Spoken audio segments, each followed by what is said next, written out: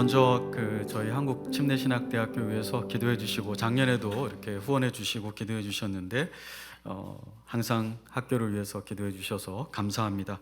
앞으로도 계속 기도해 주시고 우리 정대선 목사님 같이 훌륭한 분을 배출한 우리 신학교가 앞으로도 계속 훌륭한 신학생들 진리의 사역자들 많이 배출할 수 있도록 기도해 주시고 후원해 주시고 또 여러분들 중에 또 아시는 분이나 본인이 신학 공부를 하고 싶은 분이 있다면 목사님께 상담하시고 저에게도 연락 주시면 제가 도와드리도록 하겠습니다.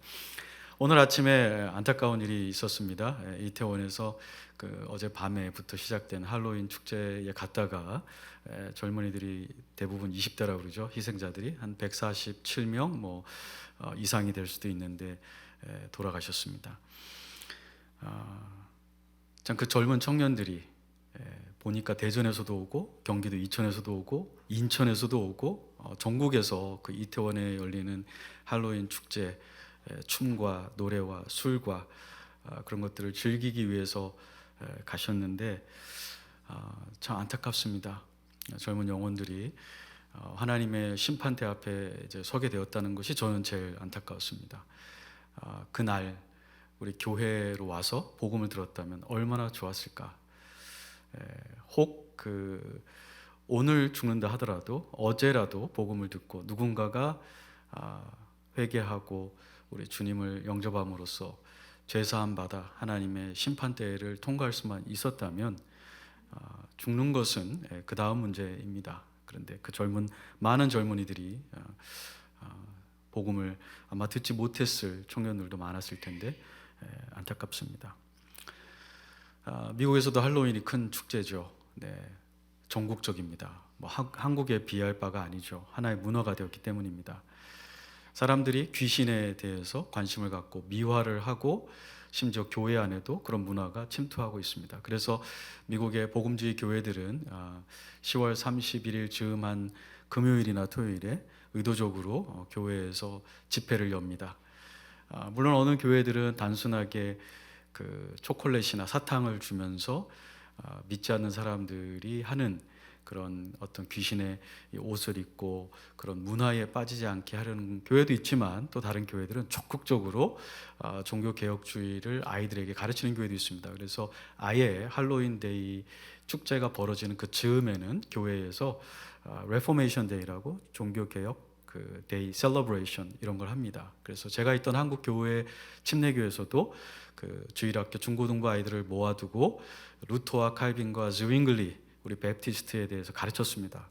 독일이 어디에 있고 종교개혁이 어디에서 시작됐고 솔라 피데가 뭐고 5가지 솔라가 있거든요. 오직 우리 사모님 목사님 잘 얘기해 주셨는데 그런 것들 퀴즈도 하고 또 위치도 이렇게 사람 이름도 보여주고 사진도 보여주고 게임도 하고 해서 우리 아이들에게 우리가 어디에서 왔는지 신학적으로 영적으로 이런 것들을 교회 전체가 유초등부부터 교육부 전체가 하는 것입니다. 그래서 세상에 끌려가는 것이 아니라 세상의 이 타락한 문화로부터 교회가 대안을 제시하는 거죠. 우리에게는 참 좋은 이 유산이 있습니다. 종교개혁 유산. 이건 교단과 상관없이 복음으로 사는 모든 그리스도인이 같이 지켜야 될 영적인 유산입니다. 그래서 이렇게 행복한 우리 교회가 우리 정대선 목사님 중심으로 매년 종교개혁 기념일은 끝났지만 대부분 한국 교회들이 5년 전에 6년 전에 했던 것으로 끝나버렸는데 이렇게 계속 이어온다는 건 너무 자랑스럽습니다. 그리고 그게 우리 침례교회 대전에 있는 교회에서 그렇게 한다는 것. 큰 교회들도 안 하는 게 많습니다. 그런데 그렇게 몇천 명 모이는 큰 교회는 아니지만 그러나 이 복음의 정수를 지키고자 하시는 이 교회 헌신을 높이 평가하고 제가 이 자리에 초대받은 걸 너무 자랑스럽게 생각합니다. 여러분들 우리 이런 목회관을 가지고 계신 목사님을 모시고 있다는 것 굉장히 자랑스러운 것입니다. 그리고 그런 교회에서 신앙생활 할 수 있는 여러분들 정말 하나님 앞에 복된 것입니다. 우리 잠깐 기도하겠습니다. 하나님, 오늘 우리를 불러주시고 생명을 주신 분이나 감사합니다. 500년 전에 복음의 이 빛이 사라져갈 때 목숨을 걸고 주님 앞에서 성경대로 구원받는 이 복음을 회복하고자 애썼던 우리 선조들의 이 신앙을 이어갈 수 있도록 오늘 우리 행복한 우리 교회를 사용하여 주시기를 원합니다. 눈을 열어주시고 마음을 집중하게 하시고 우리의 감정이 주의 말씀으로 뜨거워지도록 인도하여 주시기를 원합니다. 성령님께서 전하는 저와 듣는 우리 청중들의 마음을 붙잡아 주시고 깨닫는 은혜 주시기를 원하오며 예수님의 이름으로 기도합니다. 아멘. 네, 오늘 말씀은 21절에 이제는 이라고 시작하지만 그 원어 성경이나 영어 성경에 보시면 but 이렇게 되어 있습니다. 그러나는 이전의 내용과 반대되는 내용을 얘기하려고 하는 거죠. 이전의 내용은 뭘까요? 읽진 않았지만 19절에 보시면 모든 사람이 하나님의 심판 아래 있다. 이게 이제 모든 사람의 문제입니다. 하나님의 심판 아래 있다라는 이 동사는 법정에서 쓰는 용어였습니다. 자기의 행위에 범죄함이 드러나서 지금 재판석에 불려나갔습니다. 그리고 재판관이 지금 그 행위에 대한 책임을 묻고 있습니다. 그래서 그 호출된 사람이 자기의 그 죄목에 대해서 입증을 해야 됩니다. 내가 죄인이 아니면 죄인이 아니라는 증거를 제시해야 됩니다. 그런데 바울은 여기에 문제가 있다는 겁니다. 하나님께서 모든 사람을 그 각자 행한 대로 보응하시는데 그 심판석으로 부르시는데 거기에 문제가 있다는 것입니다. 하나님이 심판을 집행하는 게 문제가 아닙니다. 하나님은 의로운 심판자이시기 때문에 모든 인생을 심판하시는 게 당연한 것입니다. 그런데 문제는 하나님이 의로운 분이시고 하나님의 심판은 사람이 눈속임으로 통과할 수 없다는 데에 문제가 있다는 것입니다. 인간 재판정에는 돈을 내고 비싼 변호사를 고용하거나 증거를 조작하거나 해서 또는 재판관이 사람의 내면을 다 뚫어볼 수 없기 때문에 간혹 가다가 재판을 원래대로 공의롭게 하지 못하는 경우가 있습니다. 그런데 우리 하나님 앞에서는 그런 것이 통하지 않는다는 것입니다. 예레미야서 17장 9절 10절에 보면 만물보다 부패한 것이 사람 마음이다. 여러분, 만물에 썩는 게 얼마나 많습니까? 음식도 썩고요, 사람의 시신도 썩습니다. 그런데 그것은 유도 아니라는 겁니다. 어떤 것이요? 사람의 마음의 썩어짐이 이 세상의 어떠한 썩어짐보다 더 냄새나고 더 역겨운 것이라고 하나님은 말씀하시면서 나 여호와는 심장을 살피고 폐부를 조사한다. 하나님이 의사라서 무슨 내장을 보신다는 건 아닙니다. 하나님께서 사람의 동기를 살피신다는 거죠. 인간 재판관은 동기를 정확하게 알기가 어려운데 하나님은 사람이 무슨 말을 하고 겉으로 뭐라고 설명하든지 상관없이 원래 가졌던 동기가 무엇인지를 정확하게 보신다는 것입니다. 그리고 하나님이 이렇게 얘기하십니다. 내가 정확하게 살핀 다음에 각 사람의 행위대로 갚을 것이다. 바로 여기에 문제가 있습니다. 우리의 행위대로 갚겠다고 하셨고 갚을 수 있기 때문에 문제가 되는 것입니다. 우리가 의롭다라면, 우리가 하나님의 심판을 통과할 수 있다면 전혀 문제가 없지만 어느 인생도 하나님의 심판을 통과할 수 있는 의를 가지지 못하기 때문입니다. 예수님 믿는 사람은 예수님 믿었기 때문에 그 경건함으로 하나님의 심판을 통과할 수 있을까요? 그렇지 않습니다. 이사야라는 선지자가 이사야 64장 6절에 보면 하나님, 우리 인간의 의는 우리의 의라는 건 하나님을 믿는 사람들의 경건함도 포함되어 있습니다. 우리의 의는 다 더러운 옷과 같습니다. 이렇게 고백합니다. 이 더러운 옷이라는 거는 여자분들이 생리를 할 때, 예전에는 생리대가 없죠. 그래서 천조각으로 이렇게 했는데 그 피가 나와서 묻은 천조각을 원어는 그렇게 더러운 옷이라고 표현하는데 점잖게 표현하려고, 번역하려고 우리의 의는 다 더러운 옷과 같습니다라고 표현한 것뿐입니다. 문자적으로 번역한다면 우리의 의라는 것, 우리가 하나님 믿기 때문에 하나님 말씀에 순종해서 기도하고 절제하고 섬겼던 이런 모든 신앙적인 의로움이라는 것들이 하나님의 심판대 앞에 가게 되면 이렇게 피 묻은 옷과 같이 더러운 것에 불과합니다. 그래서 이사야는 이렇게 얘기합니다. 우리의 죄악이 마치 우리 인생의 이 낙엽과 같은데 낙엽이 바람이 불면 어떡합니까? 오늘도 아내하고 오다 보니까 막 바람이 안 불었는데도 낙엽이 떨어져요.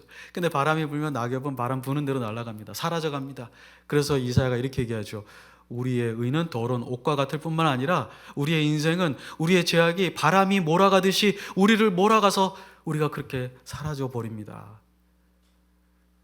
그래서 시편 130편의 3절에 보면 다윗이 이렇게 얘기합니다. 하나님께서 인생의 죄악을 살피면 누가 하나님 앞에 설 수 있겠습니까? Who could stand before you, O Lord? 나도 하나님 앞에 설 수 없습니다. 크게 문제입니다. 하나님이 율법을 이방인들에게는 양심을 통해서, 유대인들에게는 기록된 성경을 통해서 주셨습니다. 그럼 그거 갖고 구원 받았습니까? 아무도 구원받지 못했습니다. 우리가 23절 본문을 읽었지만 모든 사람이 죄를 범하였다고 얘기하고 있습니다. 모든 사람이 죄를 범하여 하나님의 심판을 통과할 수 없게 되었으니 어떻게 하겠습니까? 우리에게는 소망이 없고 절망밖에는 없는 것입니다. 저는 초등학교 3학년 때 예수님을 영접하게 되었습니다. 목회자의 자녀로 태어났지만 예수님을 정말 내 죄의 구원자로 모신 것은 3학년이었습니다. 그 전에 저는 이 불을 끄고 자지 못했습니다. 이 어둠이 굉장히 무서웠습니다. 그리고 제가 자다가 죽어서 지옥에 갈 거라는 그런 생각이 있었기 때문에 불을 끄지 못하겠습니다. 그래서 제가 잘 때 항상 조그만 불빛이라도 있어야 잘 수 있었습니다. 그런데 그 아버님이 항상 가정 예배를 드리면서 반복적으로 전했던 복음인데, 제가 며칠인지는 기억이 안 나지만 학년은 기억이 나요. 저녁 예배, 가정 예배를 드릴 때 다시 한번 저와 저희 자녀 형제들을 모아두시고 복음을 전하시면서 예수님께서 십자가에서 너희들의 모든 죄를 다 감당하셨기 때문에 너희가 그분을 영접하면 하나님 앞에서 너희 죄에 대한 형벌을 너희가 받을 필요가 없다. 그러면서 저에게 동선아, 지금 네가 너를 위해 죽으신 그 예수님을 너의 구원자로 영접하겠느냐 했을 때, 제가 그 죽음에 대한 공포, 하나님의 심판에 대한 공포가 있었는데, 그때 예수님을 영접하고 예수님께서 내가 갚아야 될 이 죄의 형벌을 다 갚아주셨기 때문에 나에게 어떠한 정죄함도 없다는 그 간단한 복음이었는데 저에게 큰 기쁨이 되었고 죽음의 두려움으로부터 저를 자유롭게 했습니다. 그래서 제가 불을 끄고 잘 자기 시작했고요.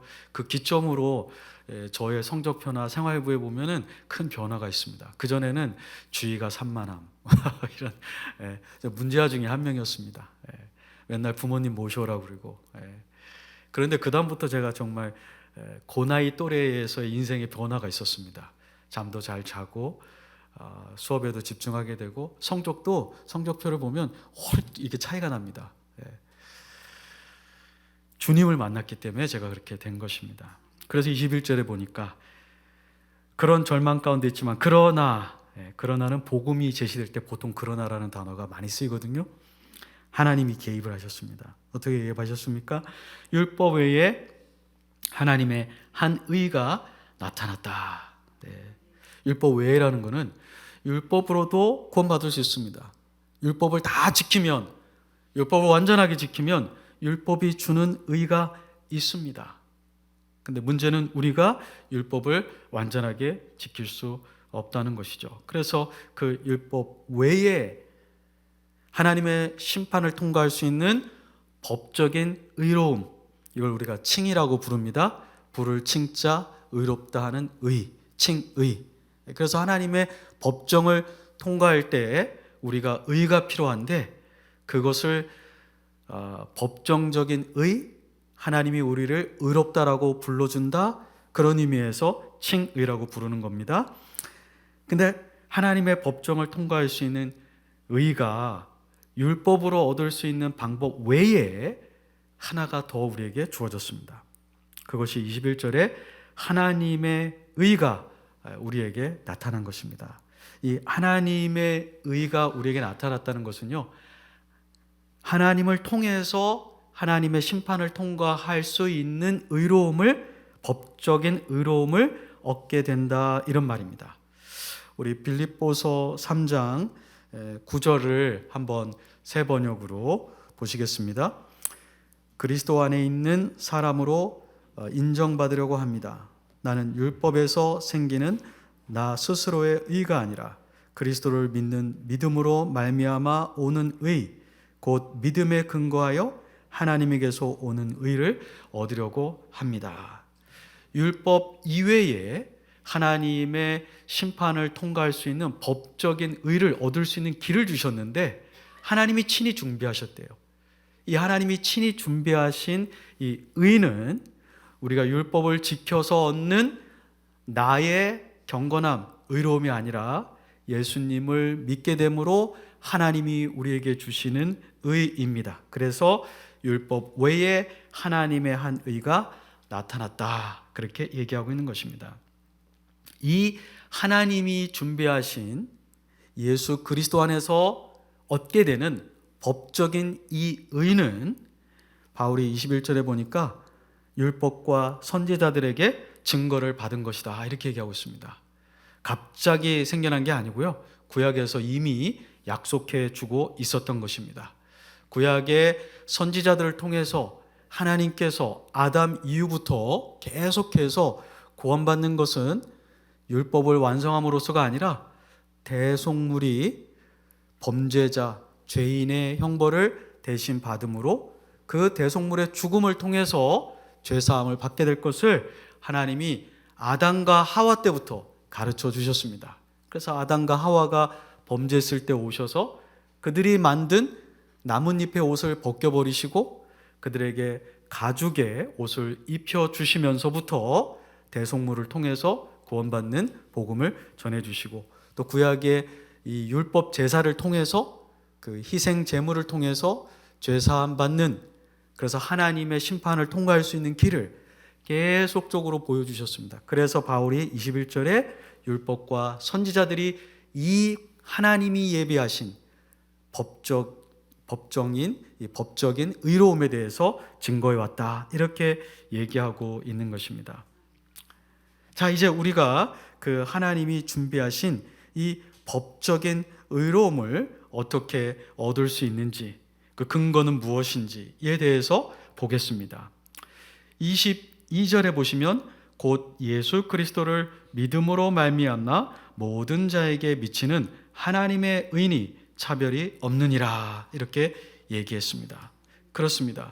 예수 그리스도를 통해서 우리가 하나님의 법정에서 통과할 수 있는 의로움을 얻게 한다는 것입니다. 여러분과 나를 통해서가 아니고요, 예수 그리스도가 아닌 다른 천사나 인간이나 선지자가 아니고요, 오직 하나님의 독생자 예수 그리스도를 통해서만 하나님의 의를 얻을 수 있게 되었다는 것입니다. 그런데 그것은 믿는 사람에게만 준다는 것입니다. 그래서 이것을 우리가 솔라 피데, 오직 믿음으로만 의롭게 된다라고 이렇게 얘기하는 것입니다. 모든 사람에게 차별이 없습니다. 믿는 사람이면 이 하나님의 심판을 통과할 수 있는 법적인 의로움을 예수 그리스도 안에서 우리에게 주신다는 것입니다. 23절에 보면 모든 사람이 죄를 범하였음에 하나님의 영광에 이르지 못한다. 모든 사람이 죄를 범해서 하나님의 율법에, 하나님의 기준에 이룰 수 없기 때문에, 그래서 하나님이 선택하신 것이 모든 사람이 은혜로만 구원받게 하셨다는 것입니다. 그런데 24절에 보면 그리스도 예수 안에 있는 속량으로 말미암아 하나님의 은혜로 값없이 의롭다 하심을 얻는 자가 되었느니라, 이렇게 얘기하고 있습니다. 예수 그리스도 안에 있는 속량, 이것이 무엇이냐면요, 속량은 값을 지불하고 구원한다, 이런 뜻입니다.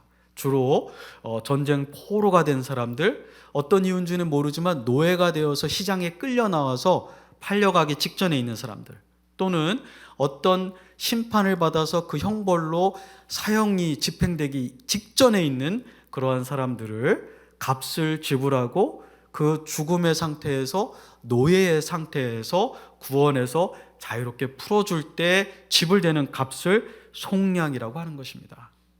예수 그리스도께서 우리가 지은 죄의 형벌에 대한 값을 지불하셨다는 것입니다. 우리가 이것을 그래서 신학적인 용어로 예수님의 십자가의 죽음을 형벌 대속적 죽음이다 이렇게 얘기합니다. 우리가 당연히 받아야 되는 우리 죄에 대한 형벌을 예수님이 우리 대신에 우리 죄인의 자리에서 받으셨기 때문에 우리가 그것을 형벌 대속적 죽음이라고 부르는 것입니다. 이 형벌 대속적 죽음으로 값이 지불되었기 때문에 우리가 하나님의 심판을 통과할 수 있게 되었는데요. 죄의 삭슨 사망이요 하나님의 은사는 우리 주 예수 그리스도 안에 있는 영생이다라는 말이 있습니다. 죄의 삭슨 사망인데 이 사망은요 육체적인 사망만 얘기하는 건 아닙니다. 로마서 6장 23절에 있는 사망은 영생과 대조되는 개념입니다. 그래서 육체적인 죽음, 영적인 죽음, 영원한 죽음, 지옥에서 받아야 되는 영원한 형벌, 이 모든 것들을 다 통틀어서 사망이라고 얘기하는 것입니다. 따라서 예수님께서 십자가에서 죽으심으로 우리의 죄의 값을 지불했다는 것은 우리가 겪어야 되는 육체적인 죽음, 영적인 죽음, 지옥의 형벌의 영원한 죽음, 존재가 없어지는 것이 아니고요. 하나님과 영원히 분리되어서 우리가 받아야 될 그 영원한 형벌까지도 예수님께서 십자가에 달리심으로 그 모든 것을 감당하셨다는 것입니다. 그렇습니다. 예수님은 십자가에서 육체적으로도 죽으셨고요. 왜냐하면 사람이 죄를 육체적으로도 짓거든요. 그러나 또 한편으로는 하나님과의 우리가 다 이해할 수 없지만 죄인의 위치에서 법적으로도 하나님의 그 분리됨을 경험하셨고요. 또 우리가 받아야 되는 지옥의 형벌을 예수님께서 십자가에서 다 받으신 것입니다. 그 값을 지불했기 때문에 우리가 죄의 노예됨으로부터 하나님의 형벌로부터 자유롭게 되었다는 것입니다. 바로 그것을 24절에 하나님께서 그리스도 예수 안에 있는 속량으로 말미암아 그것을 통해서 예수님의 값을 지불하심을 통해서 우리를 은혜로 의롭다 하셨다고 합니다. 은혜라는 것은 거저준다는 것입니다. 선물입니다. 우리가 하나님의 심판을 통과하게 되는 것은 은혜로 받는 것입니다. 우리가 성취하는 의가 아닙니다. 하나님의 심판을 통과할 수 있는 법적인 의는 예수님을 통해서 예수님이 성취하신 것을 우리가 받는 것이지 우리가 의로움을 쌓아 나가서 하나님의 기준에 이르러서 획득하게 되는 것이 아니라는 것입니다. 은혜는 무엇입니까? 받을 가치가 없는 사람에게 주는 것입니다. 값을 요구하지 않고 주는 것이 바로 은혜입니다. 그렇습니다. 예수 그리스도께서 우리에게 값을 요구하지 않고, 값은 누가 지불하셨어요? 예수님이. 그냥 값싸구려가 아니고요, 싼 것을 주신 것이 아니고요, 너무너무 비싼 값을 지불하셨습니다. 사람이 되신 하나님께서 육체 가운데 죽음을 경험하심으로써 지불하신 그 값이 얼마나 큰 값이겠습니까? 무한한 값입니다. 그 무한한 값을 지불하심으로 얻어진 이 법정적인 이 의로움을 우리에게 값없이 주셨다는 것입니다. 그러니 얼마나 감사합니까? 만약 값을 지불하라고 했다면 우리 중에 누가 이 하나님의 심판을 통과할 수 있는 법적인 의로움의 값을 지불할 수 있겠습니까? 우리 중 누가 우리가 지은 죄에 대한 값을 지불할 수 있겠습니까? 우리의 죄는 아무리 작은 죄라도 영원한 형벌을 받기에 충분한 죄입니다. 왜냐하면 우리가 짓는 모든 죄는 하나님을 대상으로 짓는 죄이기 때문입니다.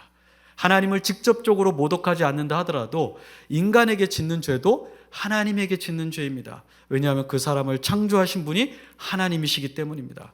그래서 시편의 51편에 다윗이 회개할 때 다윗이 밧세바를 범한 다음에 하나님 앞에 회개하는데 어떻게 회개합니까? 하나님, 내가 하나님께만 범죄하였습니다. 이렇게 고백합니다. 어떻게 하나님께만 범죄했습니까? 남의 아내를 뺏어왔으니 우리아에게도 범죄한 것이고 밧세바에게도 범죄한 것이고 국가의 왕이고 선지자였는데 자기가 인도해야 되는 모든 백성에게 악한 일을 함으로 악한 본을 세웠으니 하나님의 백성에게도 죄를 범한 것입니다. 그런데 다윗은 왜 회개할 때 내가 주께만 범죄하였습니다라고 했을까요? 물론 개개인에게 범죄했고 나라의 백성에게도 범죄했지만 사실 하나님의 법을 어긴 것이기 때문에, 그리고 하나님의 사람에게 범죄한 것이기 때문에 주께 범죄했습니다라고 고백한 것입니다. 하나님의 법은 모든 법을 다 어기든 하나를 어기든 다 영원한 죽음의 형벌을 받기에 합당합니다.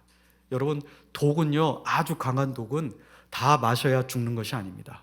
만지거나 스치기만 해도 죽게 되어 있습니다. 제가 어제 이 설교를 준비하면서 이 독성에 대해서 조금 예화를 들려고 찾아봤습니다. 그런데 유튜브에 보니까 동물들이 독성이 있는데 그 중에서 아주 강력한 독이, 여러분 생각보다 개구리에게 그런 강력한 독이 있다는 거 아세요?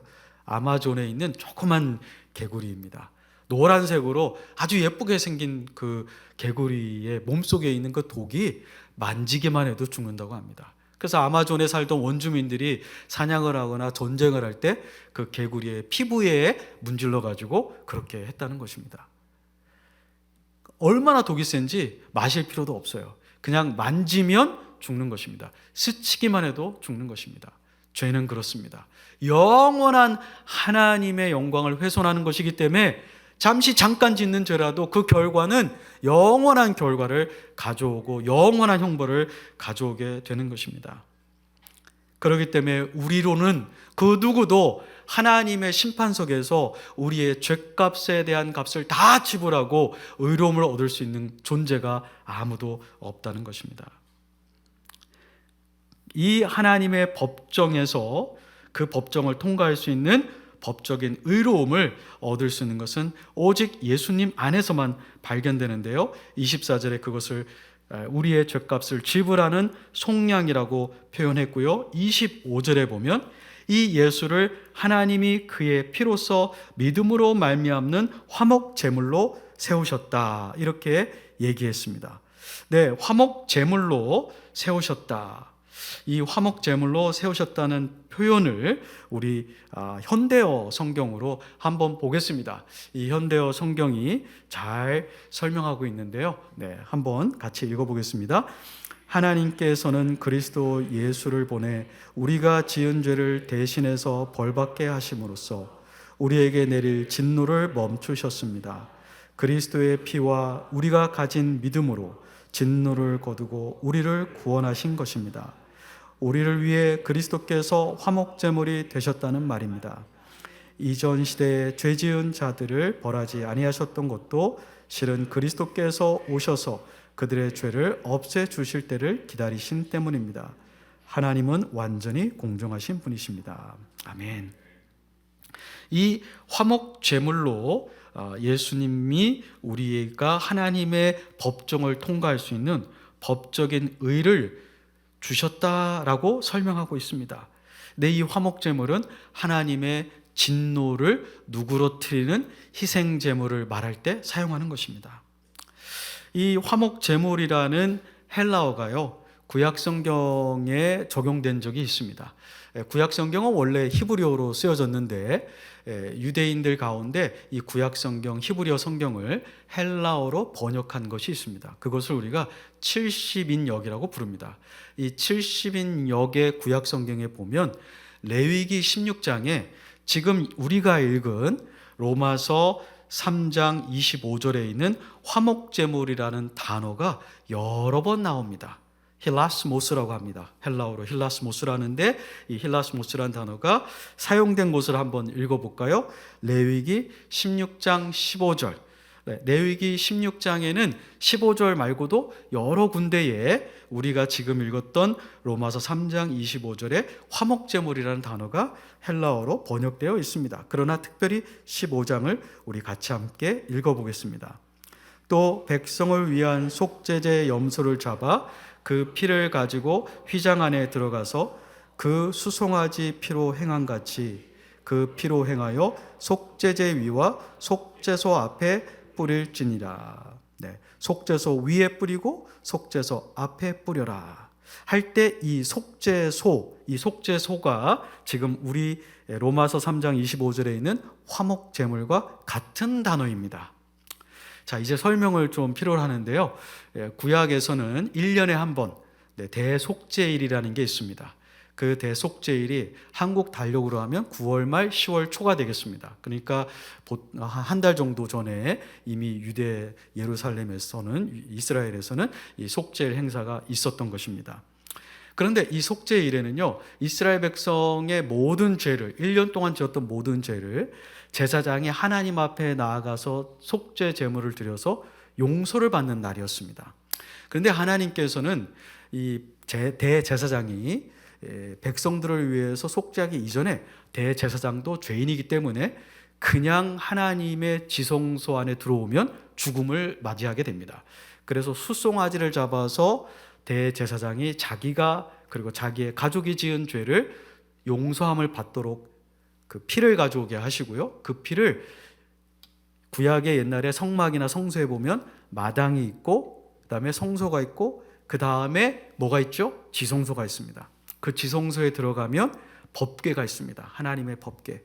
그 법궤의 뚜껑을 속죄소라고 불렀습니다. 네, 법궤의 뚜껑을 뭐라고 불렀다고요? 속죄소라고 불렀습니다. 그런데 이거를 여러분들 레위기 16장 15절 나중에 찾아보세요. 구약 성경에 여러분 가진 개역 개정이나 웬만한 성경에 보시면 각 주에 이런 말이 있습니다. 시, 은, 좌. 네, 여러분 그 오늘 나눠드린 주보의 양무리 교환에도 제가 말씀과 나눔과 적용 두 번째, 예수님이 화목 제물이신데 시, 은자라고 왜 불렸을까요? 이렇게 해놨죠. 시, 베풀 시자, 은의 은자. 그래서 한국말로는 시, 은, 좌라는 게 각주에 나와 있습니다. 레위기 16장 나중에 찾아보세요. 그리고 영어 성경에는 The mercy seat 이렇게 되어 있습니다. 자, 지금 시, 은, 좌, 법궤의 뚜껑, 속죄 제물, 화목 제물, 속죄소, 이게 다 같은 단어예요. 하나님의 법궤를 덮고 있는 뚜껑이 있었는데 이거를 시, 은, 좌라고 부르기도 하고요. mercy seat라고 불리기도 하고요. 한국말로는 시, 은, 좌, 영어로는 속죄소, 속죄하는 장소 이렇게도 부르고요. 또 우리말 로마서에는 뭐라고 했어요? 화목제물. 정리하겠습니다. 화목제물, 시, 은, 좌, 속죄소 다 같은 겁니다. 단어만 달라요. 근데 이 세 가지 단어가 다 누구에게 쓰였다고요? 예수님에게 쓰였습니다. 자, 이 대제사장이요, 지성소에 들어가서 자기의 죄를 속할 때는 숫송아지의 피로, 백성들의 죄를 속할 때는 염소의 피를 가져가서 그 피를 어디다가 뿌리라고 그랬어요? 속죄소에, 법궤의 뚜껑 위에, 시은 좌에 뿌려라 그랬습니다. 왜 법궤의 뚜껑 위에 뿌리라고 했을까요? 하나님의 법궤는 뭘 상징하냐면요, 하나님의 공의, 하나님의 거룩을 상징합니다. 그러니까 이 법궤는 하나님께 뭘 요청하죠? 하나님의 공의를 계속적으로 이루어지기를 요청하는 것이 바로 법궤입니다. 그러면 죄인이 하나님의 절대 공의가 완전하게 이루어지기를 요구하고 있는 법궤에 가까이 간다는 것은 하나님의 절대 공의, 하나님의 절대 거룩함에 죄 있는 상태로 간다는 것이거든요. 그럼 어떻게 될까요? 그렇죠. 여러분 몸에 휘발유 뿌리고 불 가까이 가보십시오. 어떻게 되는지. 즉시로 불타서 죽게 되어 있습니다. 안 가야 사는 거죠. 근처에 가면 죽게 되는 것입니다. 그래서 하나님은 대제사장이 그냥 오지 못하게 하시고 반드시 우리를 위해 대신 죽은 속죄 제물에, 죄를 속할 수 있는 제물의 피를 가져오라고 했어요. 왜요? 히브리서 9장 22절에 보면 무슨 말이 있습니까? 피 흘림이 없은즉 뭐가 없다고요? 죄사함이 없다. 그러면 왜 피가 흘려져야 죄사함이 있는 것입니까? 사람이나 동물이나 피가 몸 밖으로 빠져나간다는 건 무엇입니까? 죽는다는 것입니다. 죄의 삭은 사망이기 때문에 죄를 지은 장본인이 죽어야만 어떤 게 더 이상 없다는 겁니까? 그렇죠. 재판도 없고 형벌도 없다는 것입니다. 죄를 지은 그 장본인이 살아있는 한 무엇이 기다리고 있습니까? 재판이 기다리고 있고, 그 재판 다음에는 뭐가 집행이 됩니까? 형벌이 집행되는 것입니다. 죄인이 용서함 받기 위해서는 하나님의 심판을 받지 말아야 되고 형벌의 문제도 해결돼야 되는데, 이 심판과 형벌의 문제가 해결되는 건 하나예요. 아무리 심한 죄를 지었어도요, 그 죄인이 죽게 되면 어떻게 되는 줄 아세요? 재판이 끝나버립니다. 형벌 집행이 사라져버립니다. 왜요? 재판받아야 되고 형벌을 받아야 될 죄인이 어떻게 됐으니까요? 죽었기 때문입니다. 그렇습니다. 우리가 하나님 앞에서 받아야 되는 육체적인 형벌, 하나님 앞에서 받아야 되는 영원한 형벌을 다 예수님이 지불하셨다는 겁니다. 어떻게 해요? 죽으심으로. 그런데 그 증거가 십자가에서 예수님이 뭐를 흘리셨어요? 피를 흘리셨습니다. 그러니까 이 구약의 대제사장이 1년에 한 번씩 맨날 들어가서 피를 가지고 법궤 뚜껑 위에다가 피를 뿌림으로써, 하나님, 이 대속물의 죽음을 받음으로써 내가 죽은 것으로 받아주시고, 우리의 백성들이 죄를 지었지만 그 죽은 것으로 받아주심으로 우리가 받아야 될 형벌을 집행하지 않으시니 감사합니다 하고 제사를 지내왔거든요. 근데 그 사실은 누구를 향해서 뭘 보여주려고 하나님이 그렇게 오랫도록 제사를 지내게 한 걸까요? 누구를 바라보라고요? 예수 그리스도. 그래서 오늘 성경의 21절에 율법과 선지자들에게 증거가 이미 된 거다, 이게 무슨 새로운 게 아니다 라고 바울이 얘기할 수 있었던 것입니다.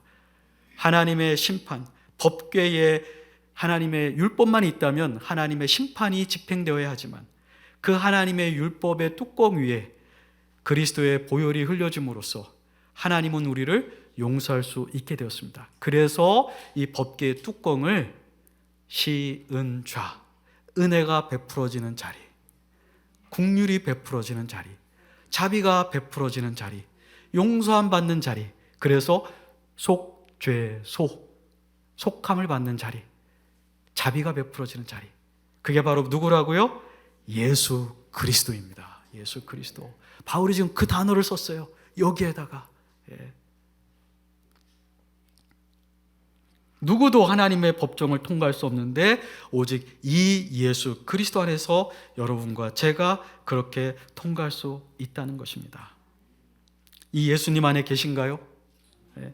25절에 이 예수를 하나님이 그의 피로써 믿음으로 말미암는 화목제물로 세우셨으니, 이 예수를 속죄소 되시는, 시은좌 되시는, 화목제물이 되시는 예수님을 그분이 흘리신 피로써 우리로 하나님의 진노를 누그러뜨리시고 진노를 통과할 수 있게 하셨다는 것입니다.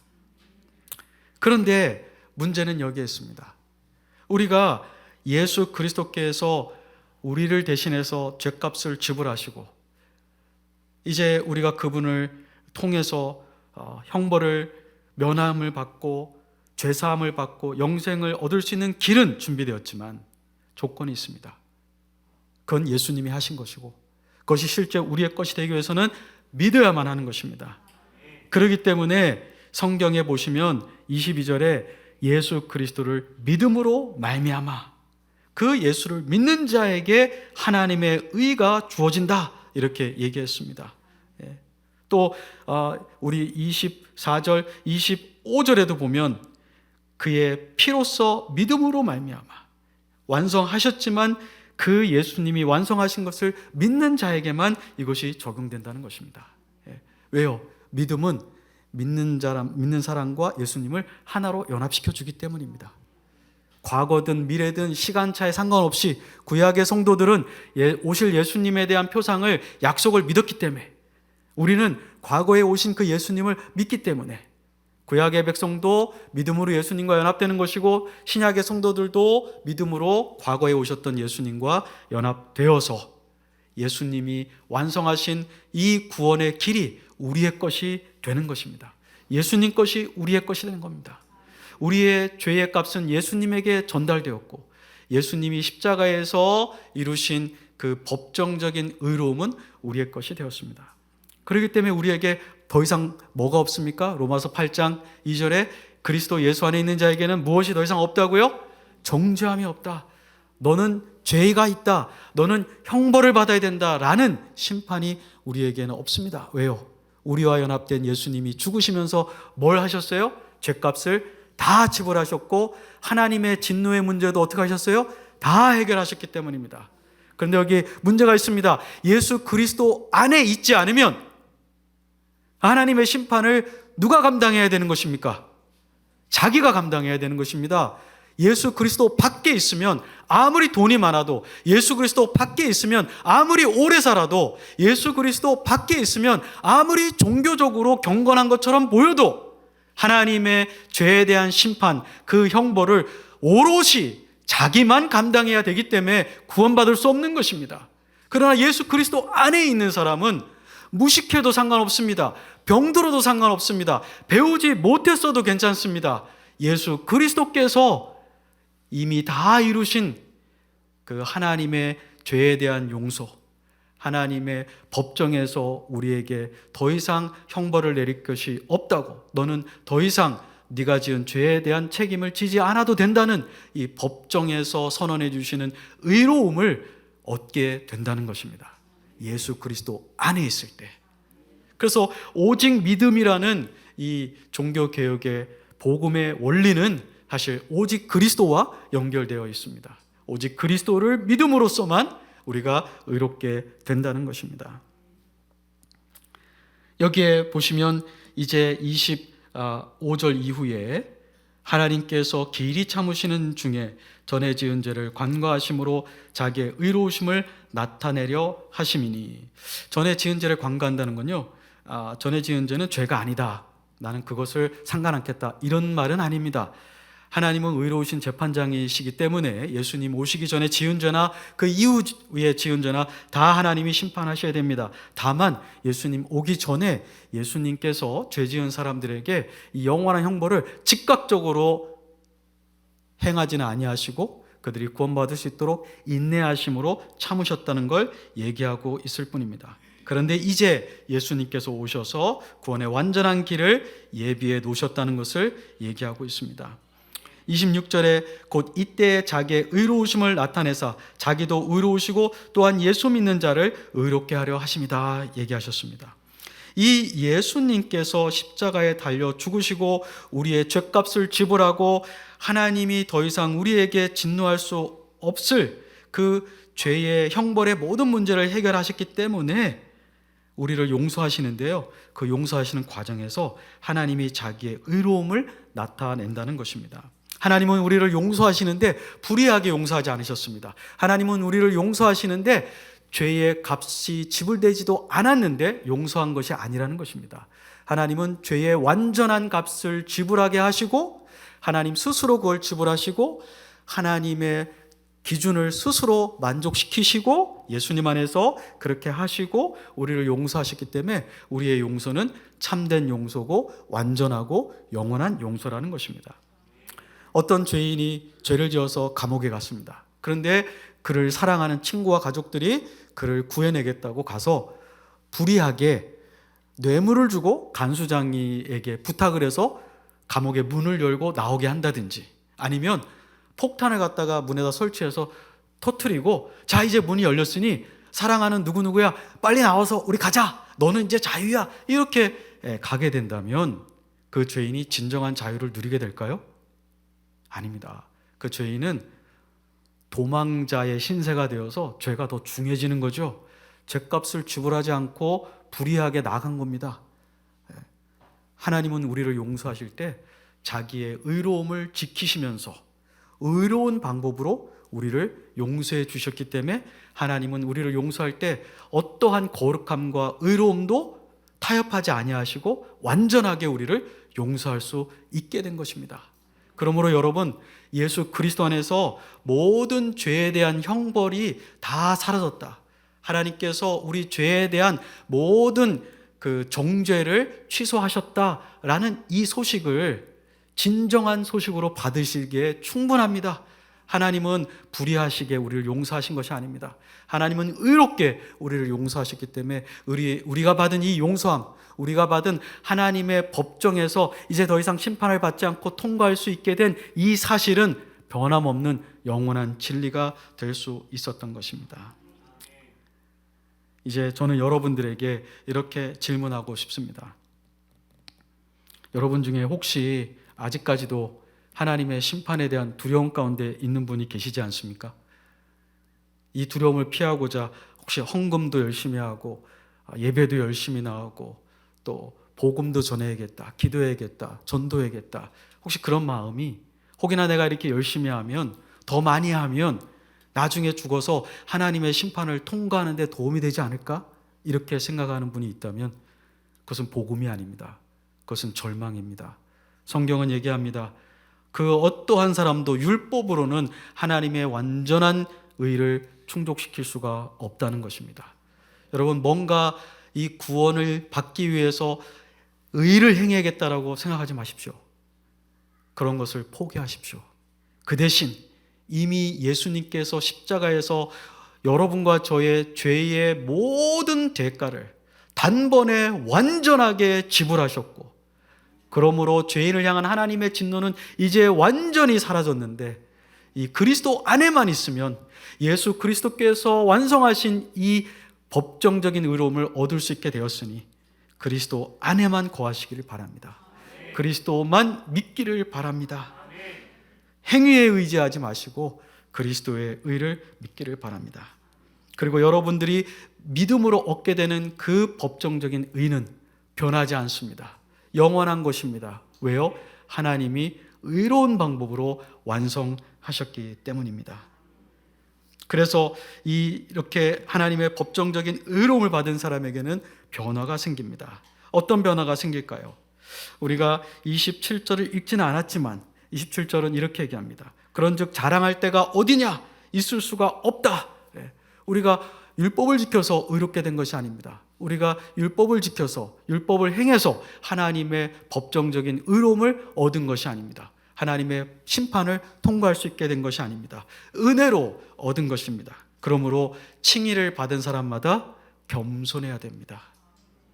그리고 하나님의 은혜를 찬양해야 됩니다. 범사에 예수 그리스도만 높여야 됩니다. 자기의 행위가 하나님 앞에 나아가는 것이 아니기 때문입니다. 또 하나 우리에게 필요한 변화는요, 우리가 법적으로 의롭게 된다는 것은 우리에게 새로운 신분을 주신다는 것입니다. 우리가 일제 식민지 시대에 살다가 해방되었습니다. 그러나 해방되었지만 여전히 많은 사람들 마음속에는 식민지 시대에 살던 그런 의식들과 태도가 남아 있었습니다. 그러나 우리를 법적으로 이 나라가 해방된 것은 일본의 식민지 백성으로 더 이상 살지 말고 주체성을 가지고 한국 백성으로 살아가게 하려고 독립을 법적으로 허용한 것입니다. 우리가 하나님의 법정에서 이제 더 이상 우리 죄에 대한 영원한 형벌의 저주로부터 우리가 구원받았으니, 자유롭게 되었으니 그 자유를 무엇을 위해 써야 할까요? 하나님을 영화롭게 하는 거룩한 삶을 사는데 써야 됩니다. 자유는 공짜는 아닙니다. 여러분, 미국에 가시면 워싱턴 DC에 전쟁 기념관이 있습니다. 근데 거기 기념관에 가시면 Freedom is not free 이렇게 되어 있습니다. 자유는 공짜가 아니다. 이 자유를 얻기 위해서 무수한 사람이 죽은 피값으로 자유를 얻었다는 것입니다. 여러분과 제가 하마터면 하나님의 절대 의로운 심판 가운데 정죄받아 영원한 지옥에서 영원한 죄의 결과를, 형벌을 받아야만 했는데, 우리 예수님께서 자기의 죽으심으로 피값으로 단번에 갚아주셨으니 이것은 우리가 갚을 수 없는 값을 받게 된 것입니다. 갚을 수 없는 은혜를 받게 된 것입니다. 그러니 우리가 받은 이 은혜를 헛되이 쓰지 않아야 할 것입니다. 헛되이 쓰지 않는 것은 우리를 위해 죽으신 예수 그리스도를 위해 헌신하고 살아가는 것입니다. 행복한 우리 교회 성도님들이 그러한 성도님들 되시기를 바랍니다. 우리 기도하겠습니다.